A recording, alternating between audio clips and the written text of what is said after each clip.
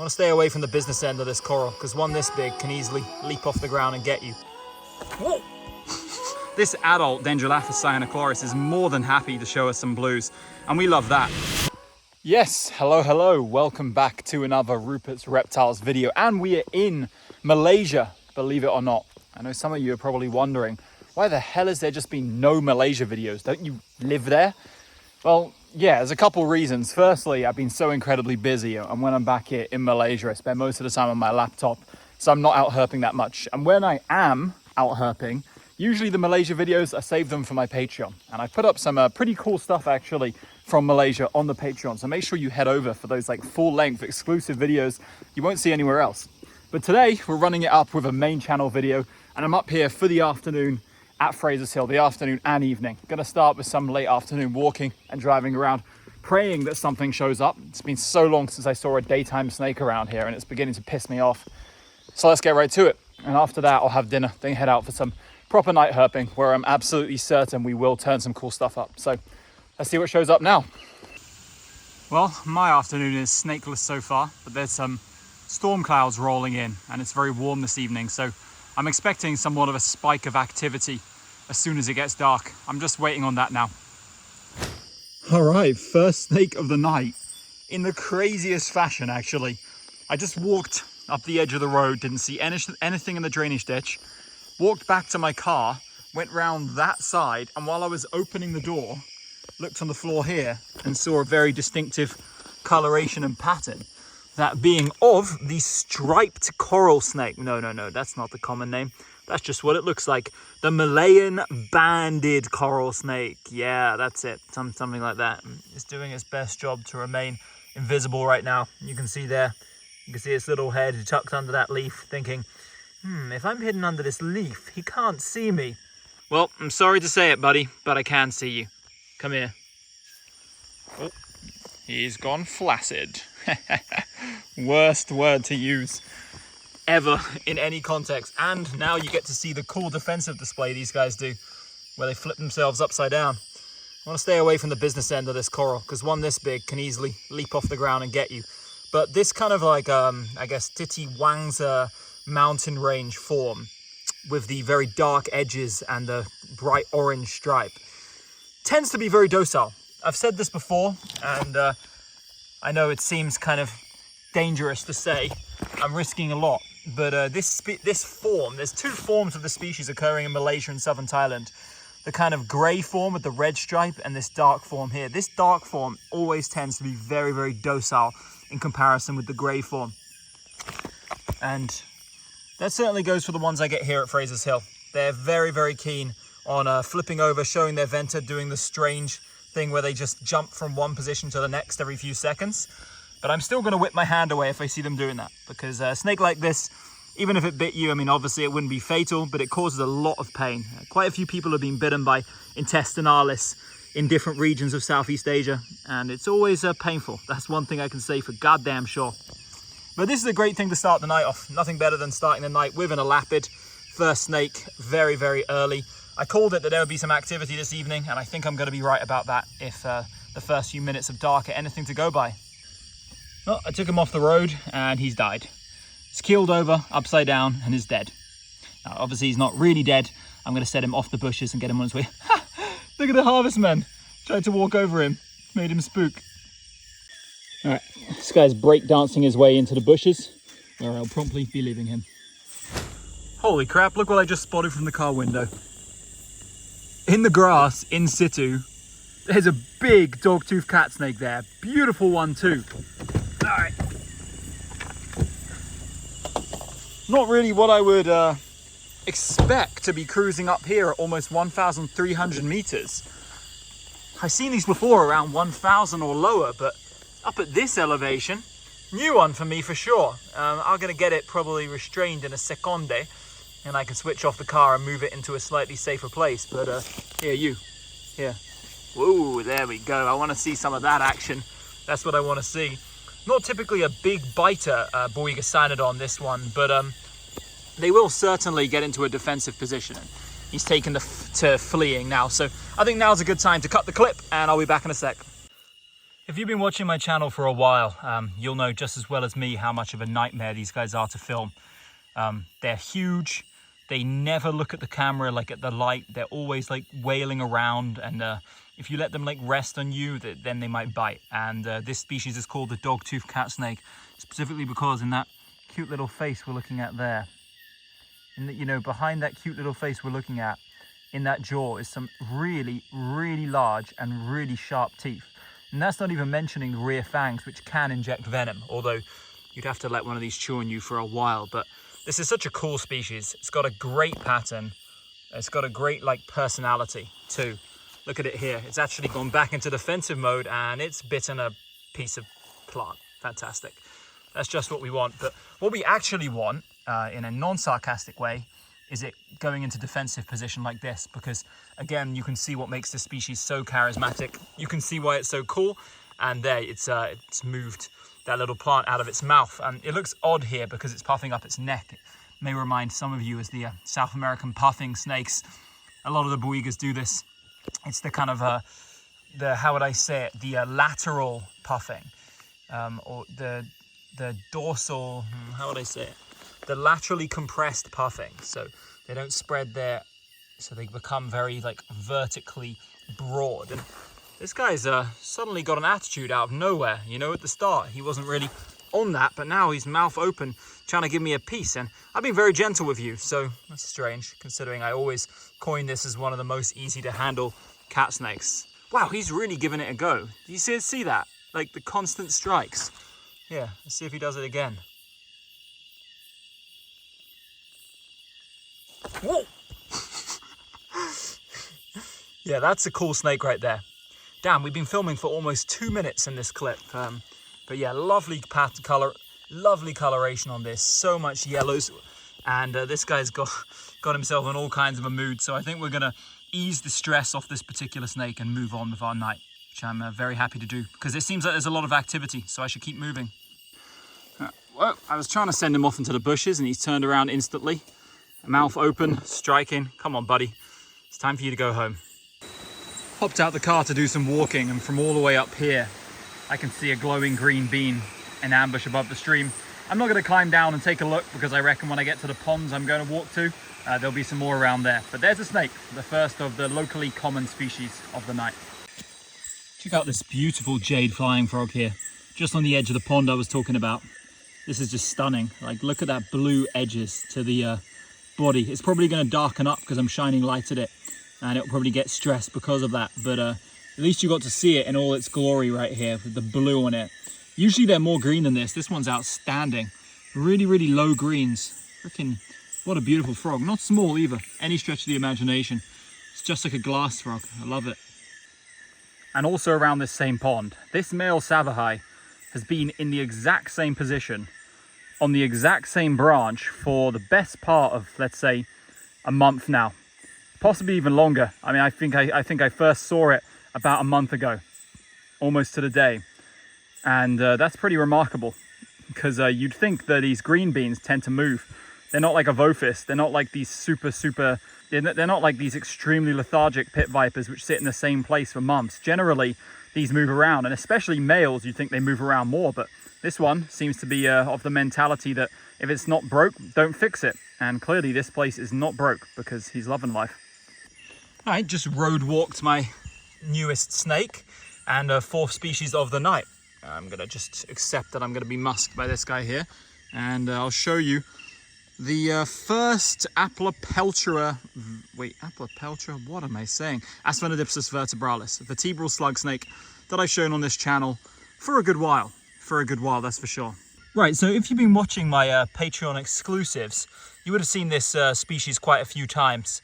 It's actually quite a regular staple up here at Fraser's Hill, especially right now at this time of year, the last month or so. You know, I think you guys will remember the videos I filmed here back in March. We stayed for 4 nights, didn't see a single one of these, but they're out and about now, and I've seen them on every single one of my trips up here recently. And they are quite nice. You can see that cherry red eye. This is a very pale colored juvenile, even with relatively weak banding for this size as well. One of the ones I saw on the Patreon exclusive had way more distinctive bands, but it's a nice snake regardless, a good addition to the night. I'm always happy to see this cool montane slug snake here. Cheerio. Here's a nice large Certodactylus titiwangzarensis here. Really large geckos that live up here on this hill, and he's got a leaf on him. This one's not too sensitive to my movement, fortunately, so we can actually get a good look at this guy. But yeah, cool species right here. Hello there.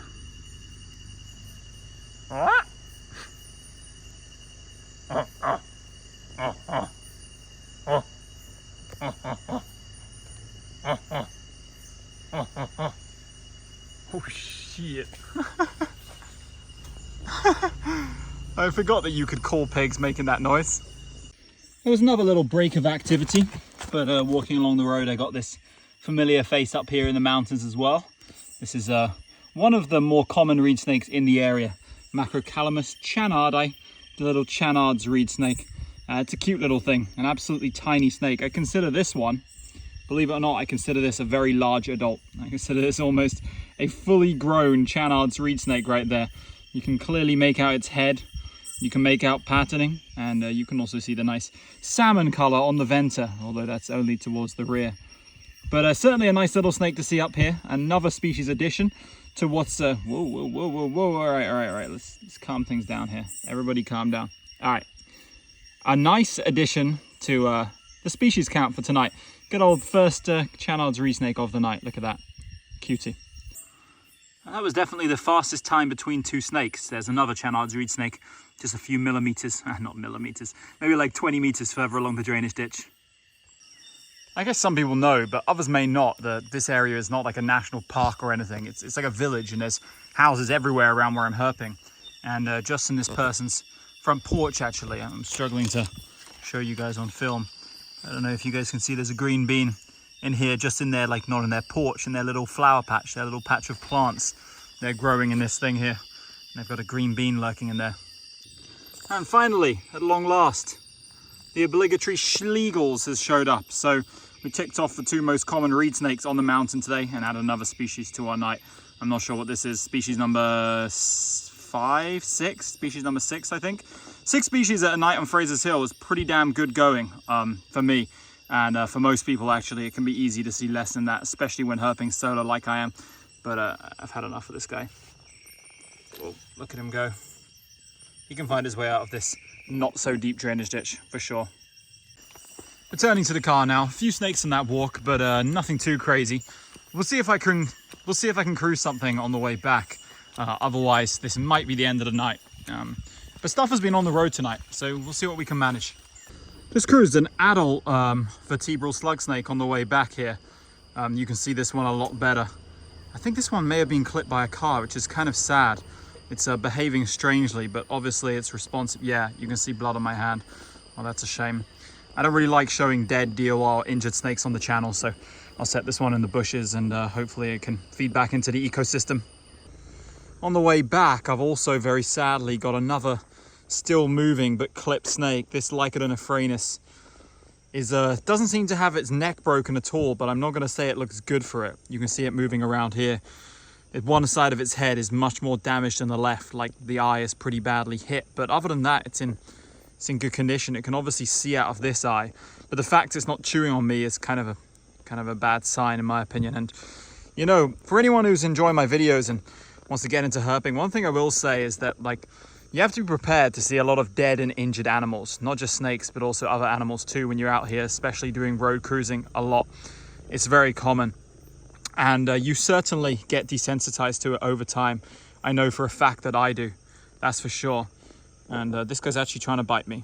He's actually trying to bite me. So that actually makes me feel a little, and he's actually moving a little bit more freely now as well. So maybe I will take a closer look at this one off camera, see if I can like perform some kind of mild surgery and make sure there's nothing that's going to harm it in its head where it's been clipped. But for now, it's trying to bite me and being a snake, so we'll see. Yeah, I've taken a close look now, and this snake, aside from losing an eye and having some other sort of flesh damage on the right side of its head, it is in working order. Like, the whole snake is operating normally. I give it maybe like a 30% chance of recovering, 25% maybe, which I know that isn't high, but it's better than 0. So that's better than nothing. I'm going to try and clean up its mouth a bit, and then I'm going to let it go. All right guys, back in KL, and I just hit the highway and I'm on the route to meet some friends at their hotel. My friend Tinkan, who you'll remember from China, he's coming here with a couple of his buddies, and I'm going to be taking them out in KL and around this area for the next couple of nights. So we've got some more herping on the plan, and I've only just got back from Indonesia yesterday. So pretty intensive stuff going on here, guys, but I'm looking forward to it a lot. I'll catch up with you when we link up with them. All right, here we are. We're in a place eating some local traditional Malaysian food, and look who's back. Got my dog Tinkan, who's come down from China. I'm going to repay the favor for the kindness he showed me, taking me out in China, and his buddy Ray's joining us as well. That's the guy in the green shirt, by the way. It's about like sunset here now, and we're about to drive out to our spot. We went to somewhere kind of far outside KL, an area I've like filmed a couple times at before. It's always been really good to me, and it's good for big female wagglers, which is our main target for tonight, but there's also a load of other stuff. This is your first time here, right? Yep. And looking forward to it? Yeah. I'm excited. Oh, there we go. He's talking now. I'm excited. What's the odds of us having Chinese talking in the background the whole video? Very low. Low this time, yeah? Professional video filmer, you know. Yeah. I'm dashing about it though. Here we are, arriving just at sunset to the rainforest, and you can really get a good look at that beautiful environment. It's dry season here now, so the trees are blooming, so there's so much color in the canopy. And we're gonna kind of just get comfortable here, wait for it to get dark and get out herping. Maybe we'll do a couple passes of the road. I doubt anything will show up, but if it does, we'll surely vlog it. But this is our spot and it looks good. So we parked our car right there, not even dark yet, just stepped into the forest, and I can already see a vine snake in the bushes over there. So that's not a bad start to the evening, turning up a snake within the first few seconds of walking. Let's take a closer look. I'm gonna say it's Mycterizans, but it could be Pras. Okay. All right, I got it down for the guys because they're wearing trainers and didn't want to cross. So I picked this one up in hand real quick. And you can see here, definitely an adult Mycterizans, very large for Mycterizans considering the general standards of the size of these guys. Mycterizans always has this nice kind of pattern with the more like barred areas. Also, obviously, no distinctive red tail, and the snout is a little bit shorter in general. It's a little bit more elegant looking in its face than Pras. But yeah, vine snake to start off the night. Not the Pras I've been seeing non-stop in Indonesia, but here we go. All right, so literally right next to where we just got the adult, I spotted a juvenile, which this time has already found itself well within its sleeping position, and we're gonna leave it so, but you can make it out. Another Mycterizans, but this one about 1/10 the size. Wow. First reptile inside the jungle is this nice Bell's angle-headed lizard. This is a young male, so it's developing the crest, but nowhere near as big as it can be. Also no distinctive blue eye just yet, but it's looking good here, and a really good height for filming as well, although you can see it creeping towards the other side of the branch. In the forests of KL, you can never go without seeing one of these. Like, look at this freaking awesome long-nosed horned frog. I know I show them every single time I go out here, but how could I not? Like, it's one of the coolest frogs in the entire region. Maybe one of the coolest in the whole world. I mean, look at it from the front, man. Look at that face. How could you not love that? Absolutely incredible. The guys are going to want to see this. They're just a bit behind me on the stream. Look at that. An awesome animal. Amazing. At last, McSkunkington over. And hasn't it been a good time for these guys? That's another Boiga Cynodon. And here you go, guys. I hope you can hear me over the stream, but there it is, a nice big adult Boiga Cynodon. Obviously, if you guys watch my Singapore Patreon exclusive, you'll know that we saw one there. And also we saw one earlier in this video in Fraser's Hill. So yeah, it's been a great time for Cynodon recently, which is fine by me because Cynodon is honestly one of my favorite Boigas. I mean, that's for goddamn sure. I've said it a million times, but I love their huge eye. I love their coffin-shaped head. I like how just large they are. They're just a really, really large snake. Like, I'll put my hand here. Like, this one easily measures 1.5 meters, and that's not even a big Cynodon by any stretch of the imagination. And it's nice to kick off this full moon night herping with something, you know? We only saw vine snakes up to now, but we were only out for about an hour and like 30 minutes. We're creeping up towards 2 hours now, and we got our second species of the night. And I'm sure it will not be our last, but unlike the one at Fraser's Hill, this is quite a subtle Cynodon. You can see it's got some really interesting pinkish coloration towards the lateral half of its body there. And towards the head, it's mainly just the brown morph. The brown morph is definitely the least pretty variant, but Cynodon all round is just a very impressive snake, and I know a lot of you are going to be enjoying that color towards the tail. Like the patches of yellow back there with those pinks, and there's all kinds of shades of chocolatey brown, pale brown, etc. And this one's just being a gem. I just put this guy here and he's immediately sat perfectly still. I know the photographers out there would wish they had their cameras. I actually left my bag for this particular walk because I was only walking about 100 meters up a stream, and now I can't take a picture. But I'm going to grab the others real quick. They're just down by the road. Type shit. Another huge vine snake. That one there looks like it may be a Batan's prass, but I still can't tell. I brought this little prass down. This one's for sure a prass. Yeah, I had to double check that one, but as you can see, it does have like a red tail, and the color is slightly different. I don't know quite how to describe it. I guess these are more like yellowish green, whereas the others are more lime green. Either way, that's species number 3 for me so far. Very grand. All right, we actually turned up a wagglers. Unfortunately, it's an adult male. I don't know why. The females have been so elusive recently for me. But that's always the case when you go into these areas where you haven't been for a while and you're not sure if there's any adult females hanging around, right? But anyway, this one was quite high up a tree, and I spent all my time looking for a stick to get it down. Completely forgot to film anything.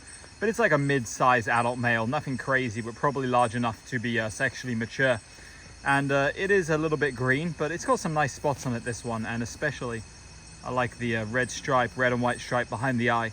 It's a cool feature of these, which is kind of very distinguishable. And if we look at them from above, yeah, you can get a really nice look at this. So that's another species for a night that started off kind of slow, but that's kind of what we expected tonight. All right, just got another species, our 5th species of the night, and it's a tiny Dendrolaphus formosus. And at this size, the eye is comically large. Like, look at the proportion of the eye to the head. With that extra short snout that Dendrolaphus formosus has, it is honestly just comical how huge the eye is, and really cute as well. This little snake is looking quite grandiose here. It's got some nice tones of like red and of course bronze towards, okay. All right, bro. I'm surprised this little guy can get his mouth open that wide to bite into the palm of my hand. That's honestly quite impressive. And on that note, I think we're gonna let this one go, but we're getting some species tonight. It's been kind of slow, but very gradual. So I'm not, oh, look at that blue. How nice. Yeah. All right, so we just got a kind of unexpected find here. We got a hatchling Hagen's. Absolutely tiny. We struggled to get an ID on this one for a moment because, like, look, it doesn't have the distinctive like markings which would usually key it out as Hagen's. But I don't know how well you guys can see it. Right now you can't see it at all, but it does have a really faint stripe behind the eye, which in my opinion, along with the banded tail, is a key for Hagen's here. But really hard to focus on this little guy. But Hagen's is not common around KL anymore. This is the first one I've seen around KL all damn year. So I'm pretty chuffed with that. Good to find a new location that my like little private spot over here in Negeri Sembilan has these. Very happy to see that. And that's species number 6 of the night. Species number 7. This trail is producing, this new trail I found around here. And you can see, you guys already know what this is. It's a freaking beautiful blue bronzeback. Look at the extension on the neck there. While that little formosus wouldn't show us any blues, this adult Dendrolaphus cyanochlorus is more than happy to show us some blues. And we love that. Surprisingly, for another docile species, this one was also like biting me when I caught it, but that's because I got it from way up there. I climbed this slope and somehow got a hand on it. I can't even explain. We were all too busy trying to make sure it didn't escape to film, as always. You guys know the drill. The priority is always secure snake before getting footage. That's the most important thing, because if we focus on getting footage of me catching it, then you guys know what will happen. We'll lose it and there'll be no footage whatsoever of the snake, which is the worst case scenario for absolutely everyone. But this is another great addition to a night, which is racking up species. And I'm going to hand it over to Tinkin to film before it stops showing us that blue, because he's filming some videos for his like Chinese YouTube equivalent YouTube channel. Alright, that bronzeback was the last snake of the night. I just dropped the guys off. I don't know what happened. I just completely forgot to like film any update vlogs whatsoever. But my phone's about to die and this is going to be the end of the video. So I hope you enjoyed this Malaysia herping. It was pretty exciting. A lot of snakes were seen, some interesting moments, some interesting finds. And head over to the Patreon, of course, for more exclusive videos like this. And I'll catch you very soon.